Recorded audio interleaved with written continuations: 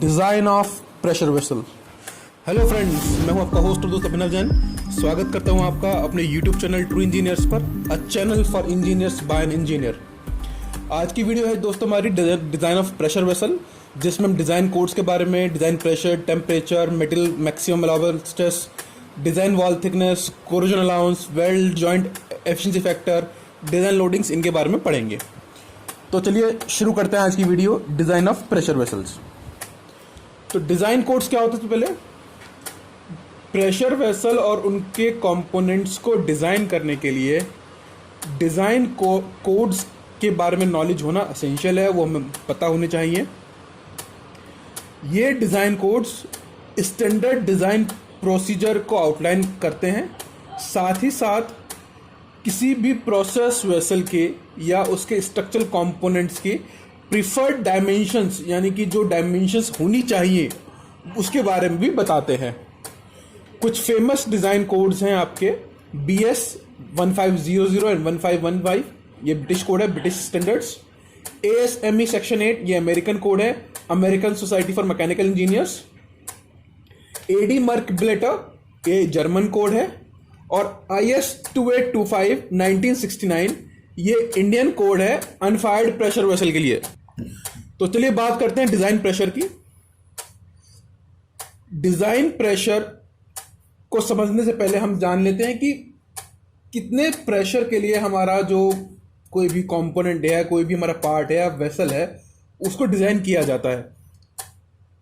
कोई भी वेसल जब उसको डिजाइन किया जाता है तो इस चीज का ध्यान रखा जाता है कि जितना मैक्सिमम प्रेशर किसी ऑपरेशन में आए तो हमारा वेसल उस प्रेशर को विदस्टैंड कर सके। इसमें हमारी 3 अलग अलग कंडीशंस हैं। तो पहली कंडीशन है कि अगर वेसल इंटरनल प्रेशर में है, यानी कि बाहर का प्रेशर कम है और वेसल के अंदर प्रेशर ज्यादा है, तो जो डिजाइन प्रेशर DP होता है वो मैक्सिमम वर्किंग प्रेशर प्लस उसका 5% होता है। यानी कि मैक्सिमम वर्किंग प्रेशर, अगर मेरी कोई प्रोसेस हो रही है वेसल के अंदर, उसका वर्किंग प्रेशर जो है वो 2 एटमॉस्फेयर है फॉर एग्जांपल, तो जो मेरा डिजाइन प्रेशर होगा वो क्या होगा? 2 एटमॉस्फेयर प्लस 5% ऑफ 2 एटमॉस्फेयर। तो हम 5% का एक एक्स्ट्रा सेफ्टी या कुशन हम देते हैं। अगर हमारे वेसल के अंदर कोई लिक्विड भरा हुआ है और उसको जो स्टैटिक प्रेशर है, HROG से हम जो स्टैटिक प्रेशर निकालते हैं, वो 5% से ज्यादा आ रहा है, हम उसको भी कैलकुलेट करेंगे। अगर वो 5% से ज्यादा आ रहा है तो फिर हम डिजाइन प्रेशर लेते हैं, maximum working pressure plus pressure due to liquid head, जो HROG से हम प्रेशर निकालेंगे वो, यानी कि दोनों में से जो भी ज्यादा आएगा हम उसको लेंगे। और अगर हमारा इंटरनल वैक्यूम है या एक्सटर्नल प्रेशर है हमारा, तो उसमें 3 कंडीशन आती है हमारी। केस 1 उसमें होता है कि अगर आउटसाइड प्रेशर हमारा एटमॉस्फेरिक प्रेशर है और इनसाइड प्रेशर हमारा वैक्यूम है या कम है, तो डिजाइन प्रेशर होगा वो क्या होगा? हमारा 1 - P। 1 - P is internal, P is vacuum bar internal inside pressure, दिखा भी रखा मैंने आपको। तो DP इज 1 - P और इसकी वैल्यू मैक्सिमम 1 बार तक हो सकती है। केस 2 क्या होता है हमारा कि इनसाइड प्रेशर हमारा एटमॉस्फेरिक प्रेशर है और एक्सटर्नल प्रेशर हमारा एटमॉस्फेयर से ज्यादा है, तो डिजाइन प्रेशर क्या होगा? वही हमारा maximum working pressure plus 5% of maximum working pressure. और केस 3 क्या होता है कि हमारा आउटसाइड प्रेशर एटमॉस्फेरिक प्रेशर से ज्यादा है और इनसाइड प्रेशर हमारा एटमॉस्फेरिक प्रेशर से हमारा कम है। तो डिजाइन प्रेशर होगा हमारा 1.5 of P0, P0 is outside pressure, plus 1 - PI, PI is internal pressure. और ये इसकी वैल्यू मैक्सिमम हो सकती है 1.05 P0 प्लस 1 बार तक, यानी कि जो 1 - PI है हमारा इंटरनल प्रेशर जो कंपोनेंट है, उसको मैक्सिमम 1 बार तक हम ले सकते हैं। IS 2825 1969 कोड्स के मुताबिक, जो हमारे इंडियन स्टैंडर्ड कोड्स हैं हमारे, उसके हिसाब से डिजाइन प्रेशर 200 बार से ज्यादा नहीं होना चाहिए। अगर हमें इन इक्वेशंस को यूज करना है तो 200 बार से ज्यादा नहीं होना चाहिए। डिजाइन टेम्परेचर, देखिए जो भी हमारे मटेरियल्स होते हैं, जिनसे भी कोई कंपोनेंट या जो हमारा मटेरियल ऑफ कंस्ट्रक्शन होता है, उसकी जो स्ट्रेंथ होती है वो टेम्परेचर इंक्रीज करने के साथ वो डिक्रीज करती जाती है। यानी कि टेम्परेचर इंक्रीज करेगा तो हमारी जो स्ट्रेंथ है मेटल की वो हमारी डिक्रीज करती जाएंगी। इसीलिए जो हमारा किसी भी कंपोनेंट पे अलाउएबल डिजाइन स्ट्रेस है वो हमारे टेम्परेचर पर डिपेंड करेगा। तो डिजाइन टेम्परेचर सिलेक्ट करने के हमारे पास क्राइटेरिया है। अगर कोई अनहीटेड पार्ट है, अगर हम हीटिंग नहीं कर रहे हैं, तो जितना स्टोर्ड मटेरियल का हाईएस्ट टेम्परेचर हो सकता है वो हमारा डिजाइन टेम्परेचर होगा। अगर कोई बॉडी पार्ट्स हैं जिसको हम स्टीम या हॉट वाटर इनसे हीट कर रहे हैं, तो highest temperature of heating media, यानी कि अगर स्टीम से हीट कर रहे हैं तो स्टीम का हाईएस्ट टेम्परेचर जो भी होगा plus 10 degree Celsius higher than the maximum temperature that any part of the body is likely to attain.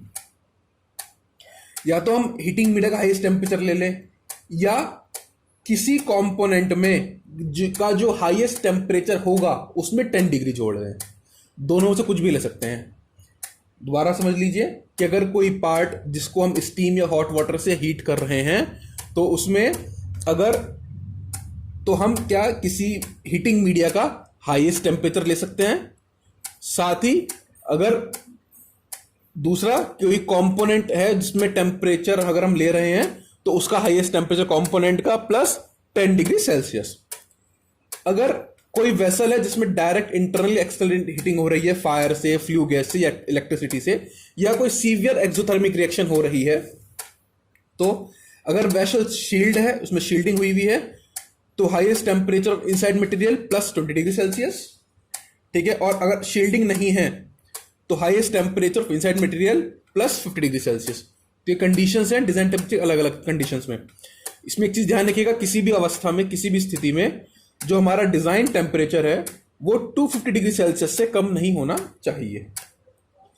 इसके बाद है हमारा मटेरियल ऑफ कंस्ट्रक्शन। जो हमारा मटेरियल हम चूज करते हैं, तो जो हमारे प्रेशर वेसल्स होते हैं वो generally plane carbon steel, low and high alloy steel या अलॉयज या रीइंफोर्स प्लास्टिक से बनाए जाते हैं। तो फैब्रिकेशन को ध्यान में रखते हुए हमें एक सुटेबल मटेरियल चूज करना होता है, और साथ ही साथ टेम्परेचर लिमिट को ध्यान में रखा जाता है कि उस मटेरियल की टेम्परेचर लिमिट कितनी है। जैसे कार्बन स्टील है, कार्बन स्टील की maximum temperature limit 540 degree celsius है। कार्बन मोनल स्टील और अलॉय स्टील है तो 590 डिग्री सेल्सियस है। अलॉय स्टील्स जिसमें 17% से कम क्रोमियम है उनकी भी टेम्परेचर लिमिट 590 है। क्रोमियम मोनल steel, austenitic chromium nickel steel की लिमिट 650 डिग्री सेल्सियस है, और कास्ट आयरन और ब्रास की 200 डिग्री सेल्सियस है। तो ये अलग अलग टेम्परेचर की मैंने को लिमिट दी है। इसको ध्यान में रखते हुए कि हमारा टेम्परेचर रेंज क्या है, हम अपना मटेरियल चूज कर सकते हैं। इसके बाद आता है maximum allowable stress. Design purpose के लिए ये डिसाइड करना बहुत जरूरी है कि मैक्सिमम अलाउएबल स्ट्रेस कितना होगा, कि जो हमारा मटेरियल ऑफ कंस्ट्रक्शन है वो कितने स्ट्रेस को विदस्टैंड कर सकता है। तो इसमें हम क्या करते हैं, डिजाइन स्ट्रेस फैक्टर, जैसे हम फैक्टर ऑफ सेफ्टी भी कहते हैं, उसको मैक्सिमम स्ट्रेस पर लगाते हैं और ये पता करते हैं कि कोई भी मटेरियल है वो इस को विदस्टैंड कर सकता है विदाउट फेलियर, यानी कि इतना स्ट्रेस लगाने पर मटेरियल हमारा उसको झेल जाएगा, वो ब्रेक नहीं होगा। फिट IS 2825 1910 कोड्स के अकॉर्डिंग जो फेरस और नॉन फेरस मटेरियल्स की स्ट्रेस वैल्यूज है डिजाइन टेम्परेचर पर, उनको हम कैलकुलेट करते हैं। जो उसकी अप्रोप्रिएट प्रॉपर्टीज हैं मटेरियल की, टेंसाइल स्ट्रेस हुई, yield stress, creep, proof stress, उनको हम डिजाइन स्ट्रेस फैक्टर से डिवाइड करके कैलकुलेट करते हैं। ठीक है। और ये डिजाइन स्ट्रेस फैक्टर सबका अलग अलग होता है। Design wall thickness and minimum actual wall thickness. जो डिजाइन थिकनेस होती है वो हमें हमेशा एक सेफ वैल्यू देती है। किसके लिए? एक तो इंड्यूस स्ट्रेस जो होते हैं इंटरनल और एक्सटर्नल प्रेशर की वजह से, जो हम लोड्स लगा रहे हैं, स्ट्रेसेस हैं हमारे, इंटरनल स्ट्रेसेस हैं, एक्सटर्नल स्ट्रेसेस हैं, उनकी वजह से जो भी हमारे स्ट्रेस जनरेट हो रहे हैं उसको झेलने के लिए एक सेफ वैल्यू हमें डिजाइन थिकनेस से मिलती है। अगर वेसल का साइज ज्यादा नहीं है तो हमारे पास पॉइंट्स हैं जिसके आधार पर हम वॉल थिकनेस को प्रपोज कर सकते हैं।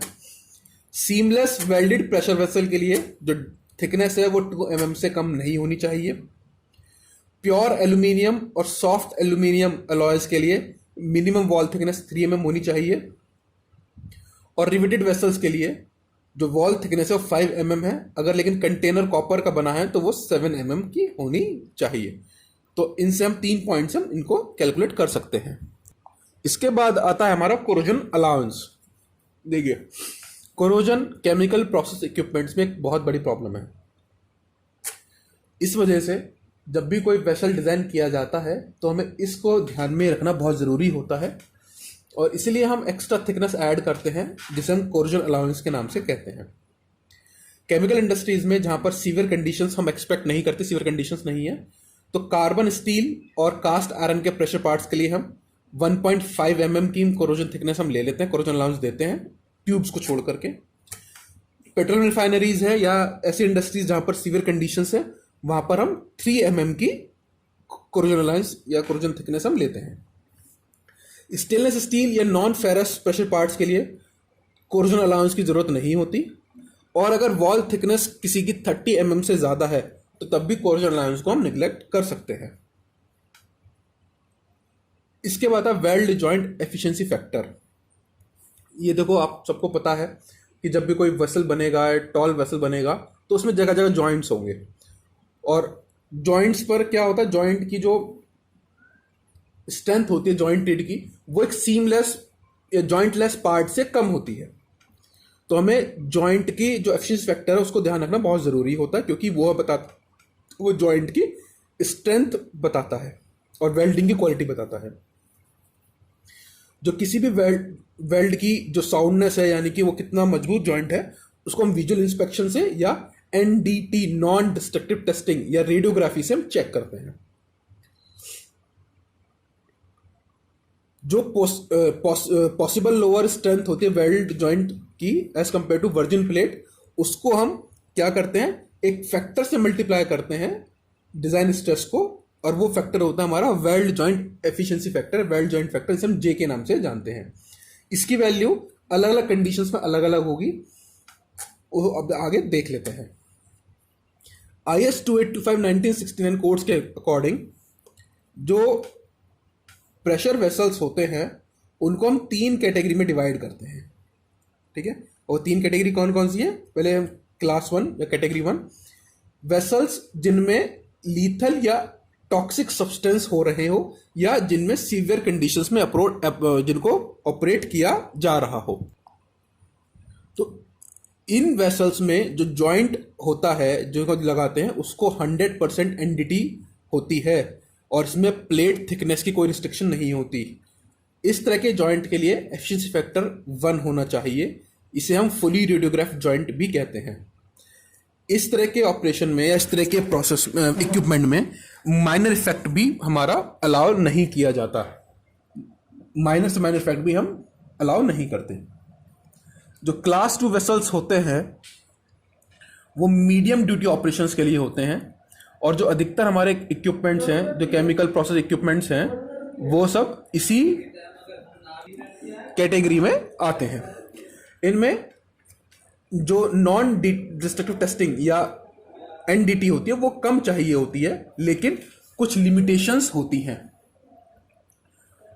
वेल्ड जॉइंट एफिशिएंसी फैक्टर जो इस क्लास के वेसल्स के लिए होता है, उसमें क्या आता है हमारा double welded butt joint with full penetration, इसकी 0.85 होती है, और single welded butt joint with backing strip, इसकी 0.8 होती है। J की value, that is efficiency factor की value, weld joint efficiency factor. और इसमें जो मैक्सिमम वॉल थिकनेस है विद कोरोजन अलाउंस वो 38 mm से ज्यादा नहीं होनी चाहिए। जो क्लास 3 वेसल्स होते हैं ये माइल्ड ऑपरेशंस में यूज होते हैं, लाइट ड्यूटीज के लिए यूज होते हैं, और जिनकी प्लेट थिकनेस 16 mm से ज्यादा नहीं हो, एक्सक्लूडिंग कोरोजन। विदाउट कोरोजन उनकी जो प्लेट थिकनेस है वो 16 mm से ज्यादा नहीं होनी चाहिए। इनका जो डिजाइन किया जाता है वो वर्किंग प्रेशर 3.5 बार और टेम्परेचर 250 डिग्री सेल्सियस से ज़्यादा नहीं होना चाहिए। इसमें हमें रेडियोग्राफी की ज़रूरत नहीं होती है, और जो वेल्ड जॉइंट एफिशिएंसी फैक्टर्स हैं इस तरह की जॉइंट के लिए, with double welded butt joint with full penetration 0.7, single welded butt joint with backing strip 0.65, single welded butt joint with backing strip जो अपनी पोजीशन से डिस्प्लेस हो सकती है उसकी 0.6, और single welded butt joint with backing strip 0.55। तो ये हमारे वेल्ड जॉइंट एफिशिएंसी फैक्टर्स हैं। इसके बाद है डिजाइन लोडिंग्स कि कौन कौन से लोड लगते हैं वेसल पर। तो उसमें दो तरह के लोड्स हैं हमारे, मेन लोडिंग्स और सप्लीमेंट्री लोडिंग्स। तो मेन लोडिंग्स में क्या क्या आता है, उसका design pressure, weight of the vessel content के साथ, और विंड एंड अर्थक्वेक लोडिंग्स, ये तो होते हैं मेन लोडिंग्स। लेकिन इसके अलावा कुछ और लोड्स भी लगते हैं जिनको हमें कंसिडर करना होता है। तो लोकल स्ट्रेसेस लग्स की वजह से, शॉक लोड्स, बेंडिंग मोमेंट हो जाए, टेम्परेचर डिफरेंस की वजह से फोर्सेस लग जाए, और फ्लक्चुएटिंग प्रेशर टेम्परेचर वजह से जो लोड्स लगते हैं वो सब डिजाइन लोडिंग्स में आते हैं। दोस्तों इस वीडियो में इतना ही। इस वीडियो में हमने जो कंसिडरेशंस हैं डिजाइन प्रेशर वेसल के, डिजाइन उनके बारे में जाना, जिसमें हमने डिजाइन कोड्स के बारे में जाना, design pressure, design temperature, material of construction, maximum allowable stress, design wall thickness, corrosion allowance, weld joint efficiency factor और डिजाइन लोडिंग्स के बारे में जाना। इससे संबंधित जो न्यूमेरिकल प्रॉब्लम है हमारी डिजाइन को लेकर के, वो मैं अगली वीडियो में आपके साथ डिस्कस करूंगा। तो इस वीडियो को लाइक करें, कमेंट करें, शेयर करें अगर आपके डाउट्स क्लियर हुए हों। और अगर फिर भी आपको कोई डाउट है तो आप मुझे कमेंट बॉक्स में जरूर लिखें, मैं कोशिश करूंगा कि समय से आपकी प्रॉब्लम को सॉल्व कर दूं। Thank you.